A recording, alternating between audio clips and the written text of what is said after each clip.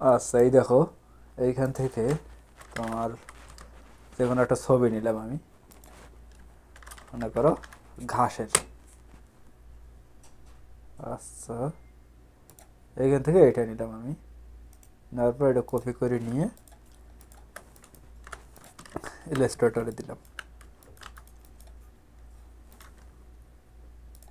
আচ্ছা এবার দেখো মনে করো এখানে নাম লিখছি,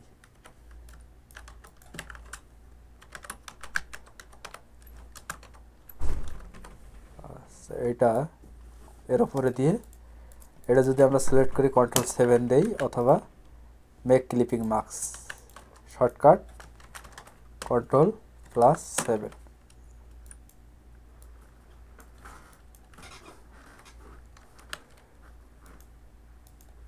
Ctrl+7 চাপছি, অথবা মেক ক্লিপিং মার্কসের শর্টকাট হচ্ছে Ctrl+7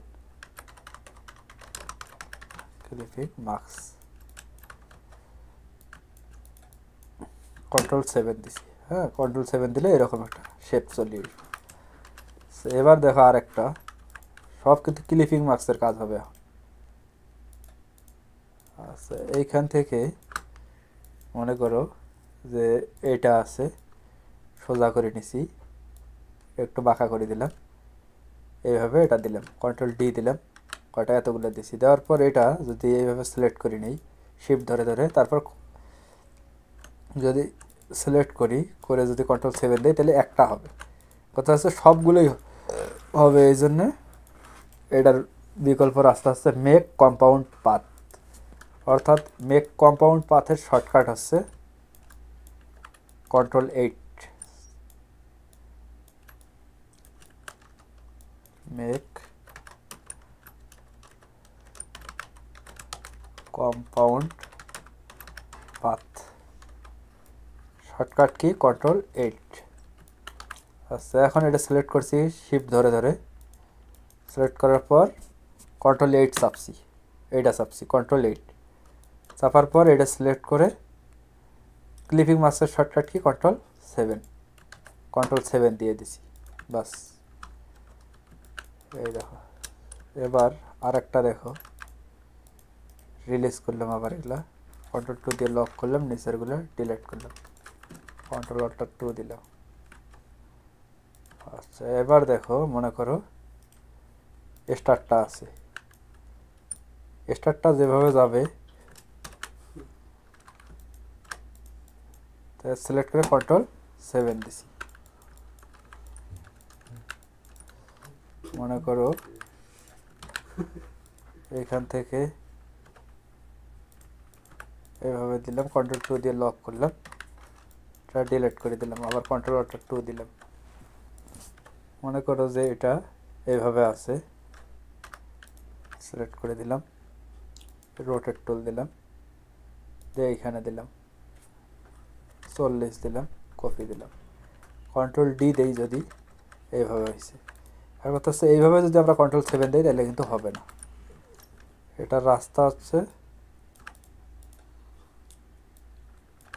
সিলেক্ট করতে হবে, কী করতে হবে, প্রথমে কম্পাউন্ড পাথ করতে হবে, কম্পাউন্ড মানে যোগ করা, সবগুলো সংযোগ করা আর কি। কম্পাউন্ড পাথের shortcut key Ctrl+8, Ctrl+8 চাপলাম, select করার পর Ctrl+8 অথবা মেক কম্পাউন্ড পাথ দিলাম কি Ctrl+8 দেওয়ার পর সারিয়ে দিলাম, দেওয়ার পর এই সিলেক্ট টুল, তারপর সিলেক্ট করে Ctrl+7। এবার এক কথায় ক্লিপিং মার্কসের শর্টকাট হচ্ছে Ctrl+7। আর যদি কোনো লেখা, যে কোনো লেখা যদি ক্লিপিং মার্কস করা হয়, যে কোনো লেখা যদি আমরা ক্লিপিং মার্কস করি, প্রথমে ছবিটাকে নিচে রাখতে হবে এবং লেখাটা পরে উপরে লিখলেই হয়ে যাবে। তো লেখাটা বড় করলাম, মনে করো যে 10 লিখলাম, দিয়ে বড় করে দিলাম, তারপর এইখানে দিলাম, এবার সিলেক্ট করার পর Ctrl+7 দিলাম, বাস হয়ে গেছে। এবার মনে করো যে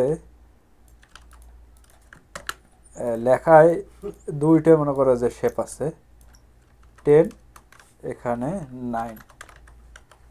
আচ্ছা সিলেক্ট করলাম, করার পর যদি দেই তবুও নিয়ে নেবে, কিন্তু আউটলাইন লেখা যদি থাকে এরকম থাকে তাহলে এরকম কিছু আসবে না। এটা কি করতে হবে, কম্পাউন্ড পাথ করতে হবে। কেমনে, প্রথমে আনগ্রুপ করে নিয়ে সিলেক্ট করতে হবে কন্ট্রোল 8 কম্পাউন্ড পাথ, তারপর দিতে হবে, তাহলে হয়ে যাবে এটা। ঠিক আছে, যদি আউটলাইন লেখা থাকে তাহলে এরকম, আর এমনি লেখা থাকলে প্রথমে ছবিটা থাকবে নিচে, লেখাটা থাকবে ওপরে, তারপর সিলেক্ট করার পর Ctrl+7। এটা হচ্ছে ক্লিপিং মার্কস, এভাবে হয়। ঠিক আছে, আচ্ছা আর একটা দেখাই, যে অন্যরকমভাবে থাকে, এরকম থাকে,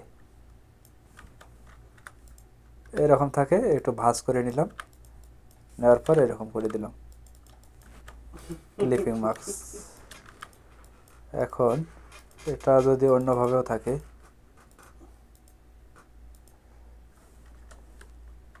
এভাবেও থাকতে পারে,